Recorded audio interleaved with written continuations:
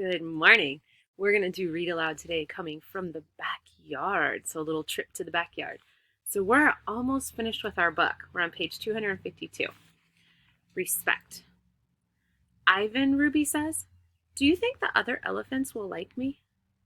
I think they'll love you, Ruby. You'll be part of their family. Do you think the other gorillas will like you? Ruby asks. I'm a silverback, Ruby, a leader. I pull back my shoulders and hold my head high. They don't have to like me, they have to respect me. Even as I tell her this, I wonder if I can ever command their respect. I haven't had much practice being a real gorilla, much less a silverback. Do you think the other elephants will know any jokes?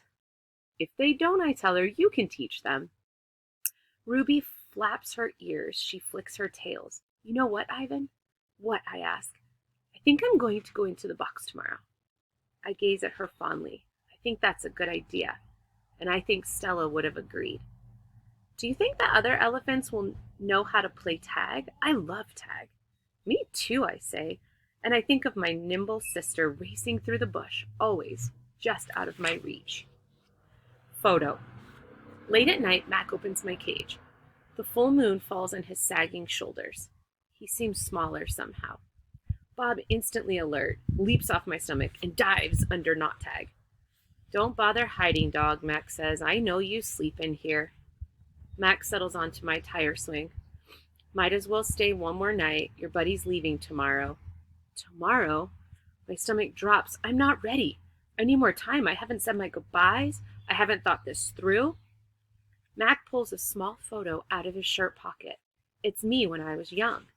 Mac and I are in the front seat of his convertible.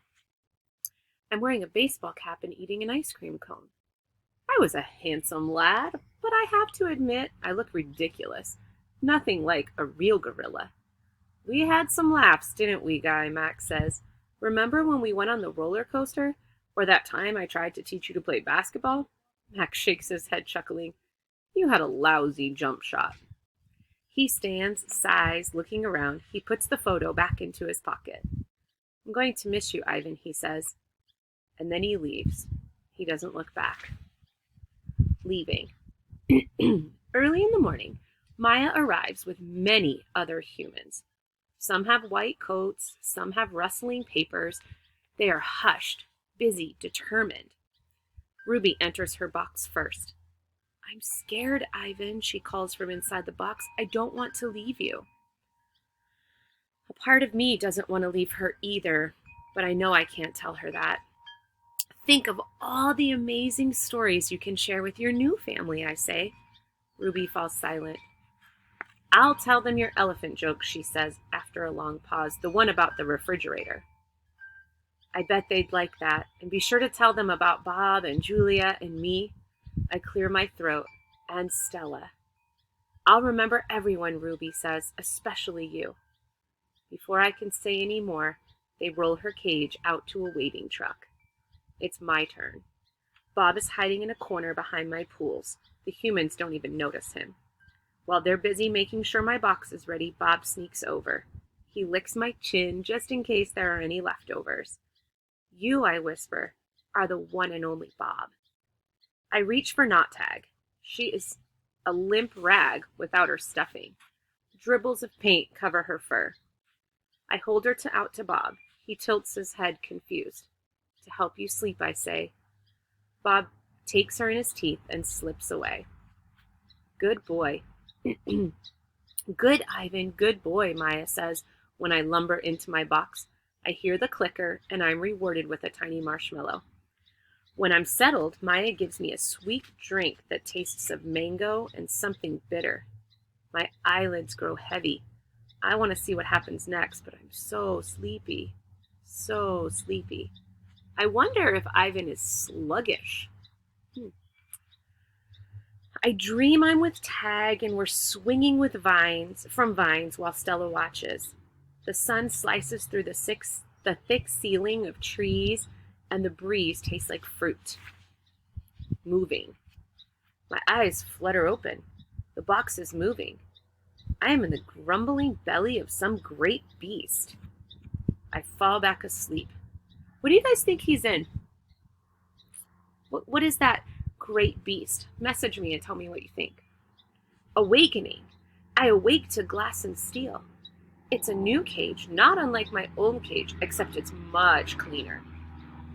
Maya's here and other humans I recognize. Hey there, Ivan, Maya says. He's coming too, guys. I have 3 walls of glass. The 4th wall is a curtain of wood slats strung together. This doesn't look like the zoos on TV. Where are the other animals? Where are the gorillas? Is this where Ruby ended up, in a cage just like her old cage, still alone? Is she cold, hungry, sad? Is there anyone to tell her stories when she can't go to sleep? Missing. I miss my old cozy cage. I miss my art, but most of all I miss Bob. My belly's cold without him. Food. The food is fine here. No soda, though. Or cotton candy. What a bummer. Not famous. I have no visitors here, no sticky-fingered children or weary parents. Only Maya and her humans come with their soothing voice and soft hands. I wonder if I've stopped being famous.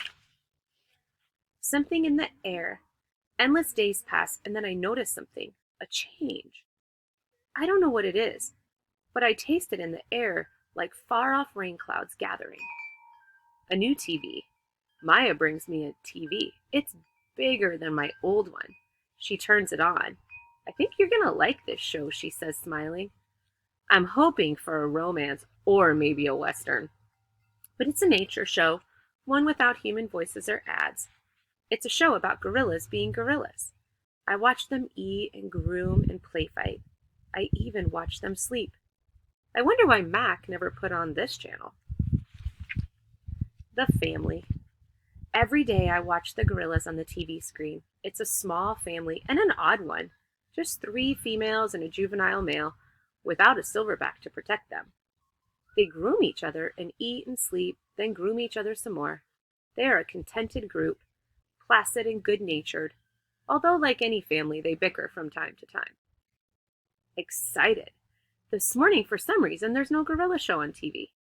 Maya and the other humans are excited. They chirp like birds at dawn. Today's the day, they say. I've watched many humans watch me, but they have never looked so happy. Maya goes to the wall of wooden slats. She grins goofily. She pulls a string. What I see. Gorillas. 3 females and a juvenile male. It's the family I've been watching, but they're not on a TV screen. They're on the other side of the glass, watching me, watching them. I see. Lots of me. Still there. I cover my eyes. I look again. They are still there. Watching. Every day I watch them through my window the way my visitors used to watch me. See how they chase, groom, see how they play, sleep, see how they live. They're graceful the way Stella was, moving just enough, only as much as they need. They stare at me, heads tilted, pointing and hooting, and I wonder, are they as fascinated by me as I am by them? She. Her hoots make my ears hurt. I admire her intact canines from afar. Her name is Kenyani. She is faster than I am, spry and probably smarter, although I am twice her size, and that too is important. She is terrifying and beautiful, like a painting that moves. All right, we're going to stop there for today. I hope you guys enjoyed that. We're going to have to vote on a new book because we don't have very much left. We'll probably finish this tomorrow. I can't believe we're already almost done. I wish that we were reading it together, but I love that I still get to read to you. I'll talk to you soon.